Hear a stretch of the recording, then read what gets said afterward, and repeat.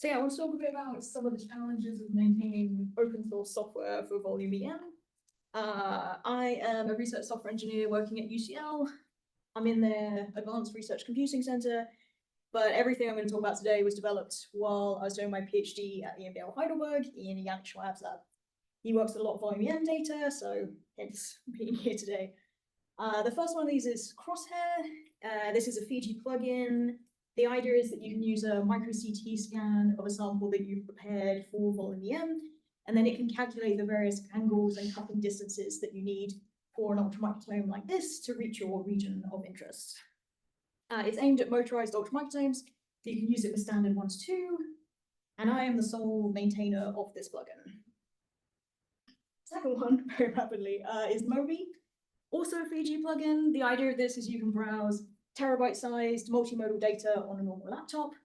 It very heavily relies on OMI-ZAR, which we've been talking about with various different talks today. This is made by Christian Tischer, also at EMBL, and he is also the main maintainer by a huge margin. He does the vast majority of the work on this now. I added the project creator and a few other features to this, and I, when I find the time, help to maintain these subparts of this. I'm not going to talk too much about what these two different tools do. If you're interested in that, come talk to me, but the organizers were keen to focus on the challenges. So I'm mainly going to talk about why is it hard to maintain these things and why is it hard to do on a really small scale when you have only a couple of people, or often, as in my case, one person. So one of the challenges I had, and many other people have, is that I was making a tool in a mostly non-computational lab. So when I left, there was no one to hand over to. Kind of had this choice between maintaining it by myself or letting it die. I became the single point of failure for this. So, you know, if I was to fall down a well tomorrow, that would be the end of Crosshair. Christian Tischer is kind of the single point of failure for MoBIE, and this is true for a lot of the pieces of software that we rely on. It's really hard to find time for these things. I am a full-time research software engineer. I get a little bit of time to do my own stuff, but it's the odd hour here and there, so it really means it's evenings and weekends and little bits of time that I find. Funding for maintenance is really hard to come by. Everybody wants to build new things, but nobody wants to keep the old things going, or at least they don't want to pay to keep the old things going. So this is really tough. There's always a startup time when you're working on things really infrequently. You know, you come back to it in a few months, got to remember what you were doing and why you put the code there and all of these sorts of things. You also need time to put all of these good practices in place. You know, things like automated testing, automated detection of new releases, good doc strings, and all of this sort of thing. All of this helps to make it easier to maintain in the long term, but you need enough time to put it in the first place.